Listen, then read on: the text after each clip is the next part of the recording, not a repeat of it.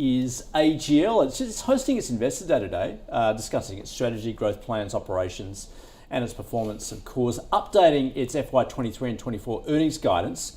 For FY23, saying its underlying EBITDA is between 1.3 billion, 1.375. Its underlying profit after tax between 255 and 285 million. For fiscal 24, it's projecting underlying earnings of between 1.875 billion and 2.175 billion. Underlying profit after tax projected to be between 580 and 780 million. And the chief executive there saying expects FY24 to be a stronger year as they see the sustained recovery of wholesale electricity prices roll through. You've only got to look at the headlines to see all those electricity prices going up right now. So, Adam, taking a look at the stock today, my goodness, it is absolutely flying. It's up around 15%. Yep. Of course, that's the 5-year chart there, but we just see that uptick at the end. So maybe there is value. Well, or is it now too late? Well, Jun Bei and I were talking about this one before the show started, and we missed it at that sort of $6. I looked at it at $8 again. I thought, oh, there's so much uneasiness that's going on with the share register, with the power plants being shut down. They're one of the biggest polluters in Australia with their coal-fired power stations. You know, all of these sort of flags that sort of made me go, no, I'm not going to buy it. Now at $11, I think I've missed that initial run. I think it's probably a little bit too late.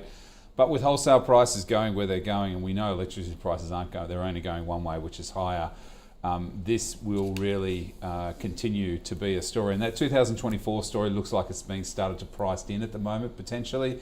So I think it's a little bit too late.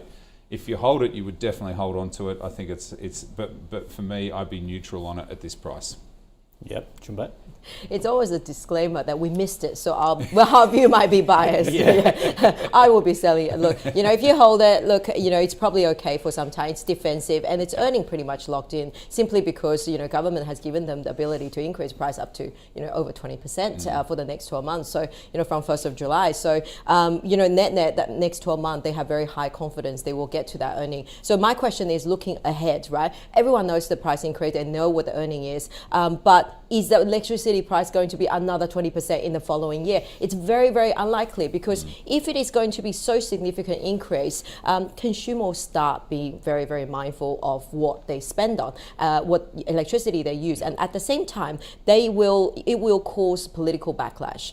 It always does when the electricity prices, because it's such a big component of people's expenditure. Yeah. You will have politicians stepping in, start talking about how do we manage this. We're already hearing some of it, but next 12 months when consumers are under enormous amount of pressure with mortgages and and then when this is so high, it is coming off. So to me, this is a peak year earning. It's defensive. It's probably not going to move with the market falls and the like. But I don't think you should put any fresh money in it. Yeah. But you'd hold it if you got it.